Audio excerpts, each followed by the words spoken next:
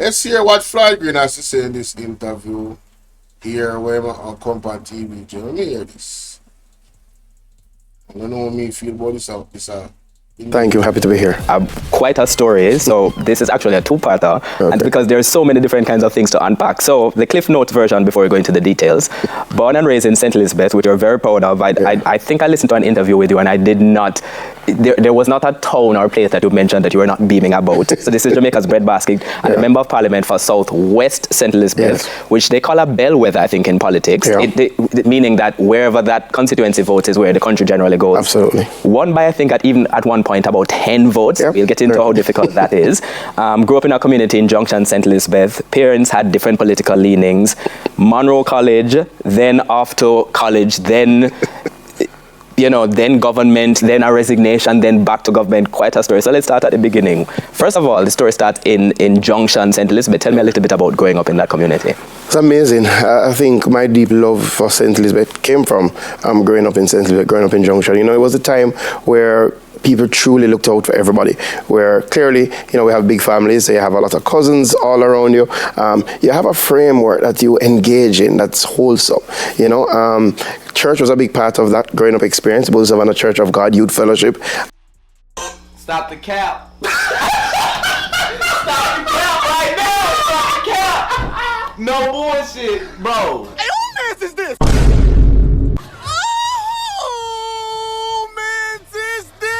And just going and being around the Reverend, who is your granduncle, visiting your grandfather. So it was a family affair. It was a family experience growing up in St. Elizabeth. And it was, it wasn't about what you had. It was just about the joy from interactions, the joy from being around people. And I think it gave you a genuine appreciation of life in general. Now, tell me about the people who raised you. So, my mother and father. My mother is a teacher, and she dealt with all the discipline matters and raising in general. Daddy is an agriculturalist, but spent most of those formative years for me in Cayman, where he worked in Cayman. I'm trying, as a number of other Jamaicans, trying to ensure that his family would have a better way of life. So mommy did a lot of the upbringing and the disciplining and keeping me in check. But I have always felt that I'm a good reflection of both of them. And if you get to know their personalities, Daddy is very outgoing. Very engaging. I think I get my political personality from Daddy. Mommy is like just the most kind-hearted person you can meet. Empathetic, will give her soul, and is more of a homebody, but is also very engaging. So a very interesting dynamic. And as you highlighted, from different political backgrounds, when I grew up, my father was strongly PMP, and my mother. Big up your father. And big up your mother too, but big up your father even more. So because your father never did it on JLP. But that's an axe. Very interesting. Let's continue. Support the Labour Party, but we never spoke politics. So I grew up in a Oh, really? Never smoke politics, eh? Don't you believe that, people? I believe it. I'm going to give him the benefit of the doubt because in my home, my parents never pushed me on any direction of politics either. Them say, look, observe, listen, pay attention. You're a smart young man. You will see the difference. You understand? Completely non-political household. They did not even mention. Not at all. I want to circle back to talking a little bit about Junction, because as I say, it's a small community in St. Elizabeth, but certainly one of the more well-known ones, probably island-wide, I would say. And it was a couple of years ago, in the last 5 years, that Junction got piped water. Yeah. So we grew up not having water from an NWC supply. But, it's one of the things about the resilience of people from St. Elizabeth. I always share the story. Growing up, you never really appreciated that, the stories that you don't have pipe water. Because, again, all our houses are built with tanks. You capture rainwater, you have that harvested. And only when you go through the summer months, that water would completely, your tank would be dry, that you would realize that, boy, this is a real issue. When you reflect on yourself now, as an older man, as a child, what were you like? I was always the smallest of the bunch, right? But I probably was also always the loudest of the bunch, right? And maybe it was a compensated mechanism. Have you siblings, I mean? in general, of my friends, of my siblings, of high school. That was me. But I always got involved, and Munro really helped shape me in a major way in terms of involvement, in terms of self-belief, in terms of just finding other things to do outside of academics. So I was always into service. I was always into whether it be quiz, whether it be clubs, whether it be co-curricular activities. I always did that. And it's the same thing, even in community, whether it be youth club, whether it be church, right? There was always a level of involvement. So I guess looking back, I was loud, engaging, think himself humorous, but a friend to all. And I think I got that from Daddy, a friend to all. Let's talk a little bit about Munro. Now, ladies and gentlemen, when we look back at the previous video that I just looked at, where Andre Stevenson has declared that this man is one of the persons pivoting himself to take over the reins of the Jamaica Labour Party when they lose the next general election. This interview is a timely one, isn't it?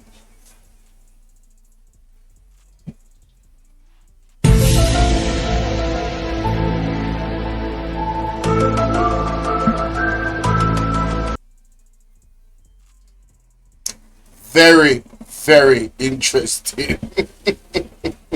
There is not a guest that I interview once you talk to them about which school they go to that doesn't end that sentence about which school you went to, like the best school. Mm-hmm. But for you, you have said that it was very formative. What was it about Munro?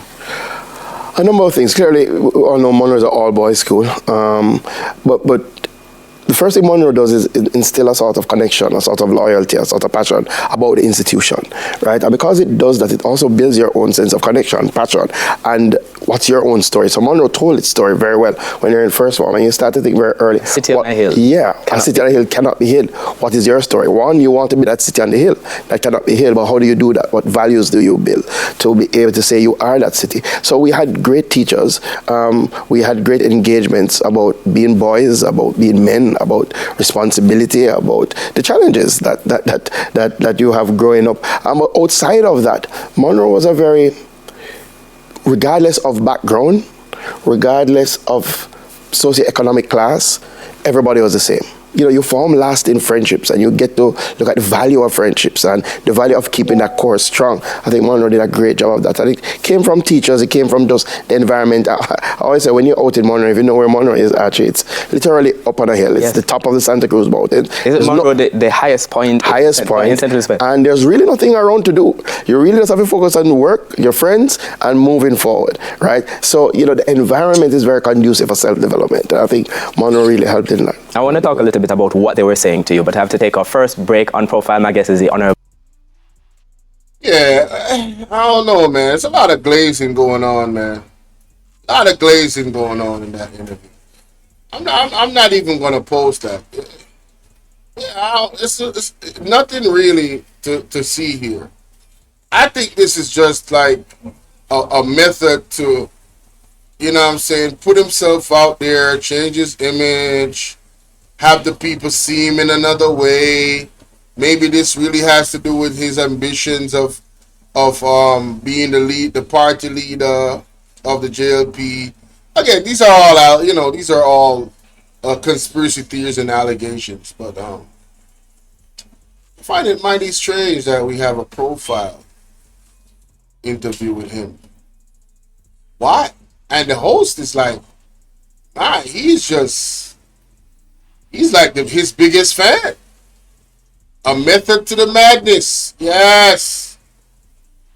Man, you know what? I'm going to post it. Y'all tell me what y'all think. Y'all, we say utter nonsense, Yankee. Tell me what y'all think about this interview, man. Tell me what y'all think about the potential of him. You know what I'm saying? I didn't even know the connection to G2K and all of that stuff. I don't really research G2K. I mean, I've seen the lies on top of lies on top of lies that they have spewed on the internet. I have no interest in going down that rabbit hole, to be honest with you. He needs an oxygen tank. He sounds like he's experiencing a shorter breath. Damn, Rosemary. Damn, that's embarrassing. We need some milk. Thank God my microphone ain't that tapped in where you can hear me breathing. Looks like he got a super microphone. It's right on his chest though. Those little microphones are really, really good. But anyway, yeah.